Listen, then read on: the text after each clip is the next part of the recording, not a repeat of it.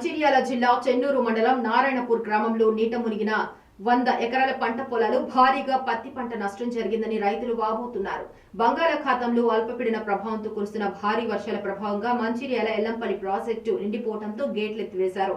అదే క్రమంలో గోదావరి నదికి దిగువన ఉన్నటువంటి నారాయణపూర్ తదితర ప్రాంతాలలో పంట పొలాలు నీట మునిగాయి. గతంలో కూడా కాళేశ్వరం బ్యాక్ వాటర్ తో పంట పొలాలు నీట మునిగాయి. చాలా నష్టం జరిగింది. అదేవిధంగా చెన్నూరు ఎమ్మెల్యే గడ్డం వివేక్ వెంకటస్వామి స్పందించి మాకు నష్టపరిహారం అందించాలని కోరుకుంటున్నారు రైతులు. మరియు ఎల్లంపల్లి ప్రాజెక్టు గేటులో ఒక్కసారి కాకుండా ఒక్కొక్కటిగా వదలాలని కోరుకుంటున్నారు రైతులు. జిల్లా చెన్నూరు మండలం గ్రామం నారాయణపురము గోదావరి రోడ్డు పంటి మా చేన్లు ఉన్నాయి. ఎల్లంపల్లి ప్రాజెక్టు నీళ్లు చేయబట్టి గేట్లు ఎత్తుడుతోనే మా చేన్లన్నీ మునిగిపోయినాయి.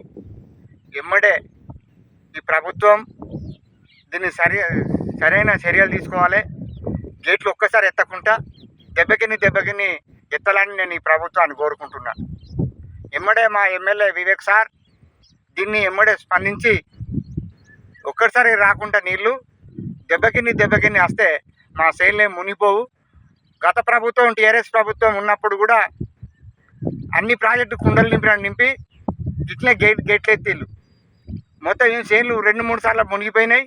ఆల్రెడీ చూడండి పైరు ఎంత ఏపుకున్నదో పత్తి చేన్లు మా గోదావరి రోడ్డు పండి మొత్తం చేన్లని ఇదే పరిస్థితులు అయినాయి.